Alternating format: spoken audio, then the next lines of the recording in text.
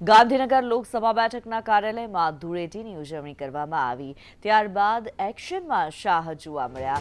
અમિત શાહે અમદાવાદમાં બેઠક યોજી. સીએમ ભૂપેન્દ્ર પટેલ લોકસભા પ્રભારી બેઠકમાં ઉપસ્થિત રહ્યા. લોકસભા ચૂંટણીને લઈને આ બેઠકમાં ચર્ચા કરવામાં આવી.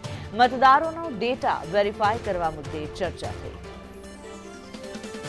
કશ્યપ અમારી સાથે જોડાયેલા છે. કશ્યપ, આપની પાસેથી જાણવા માંગીશું, અમિત શાહ દ્વારા હોળી ધૂળેટીના પર્વની ઉજવણી કરવામાં આવી છે, ત્યારબાદ પોતાની જે લોકસભા સીટ છે તેના માટે થઈને એક ખાસ આયોજન માટે થઈને તેમણે બેઠક યોજી.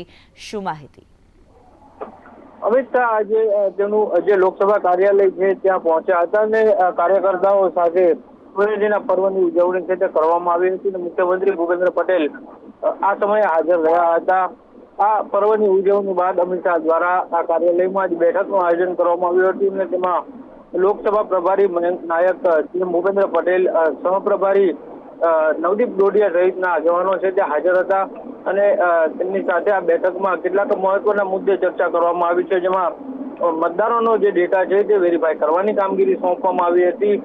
તેને લઈ અને બેઠકમાં ચર્ચા કરવામાં આવી છે. તો આ સિવાય લાભાર્થી સંપર્ક અભિયાન કરવા માટે થઈને અમિત શાહ દ્વારા અગાઉ જયારે આવ્યા ત્યારે સૂચના આપવામાં આવી હતી અને આ સિવાય જો વાત કરીએ તો ઘર ઘર સંપર્ક અભિયાન અને અન્ય જે પ્રચાર પ્રસાર કરવા માટે થઈ અને કઈ પ્રકારનું આયોજન છે, કઈ પ્રકારે પ્રચાર ચાલી રહ્યો છે અને હાલ સંગઠનલક્ષી કઈ કામગીરી કરવામાં આવી રહી છે તેને લઈ અને એક રિવ્યુ બેઠક છે તેનું આયોજન કર્યું હતું અને ભોજન લીધા બાદ અમિત શાહ જે છે તે પોતાના ઘરે જવા રવાના થયા છે.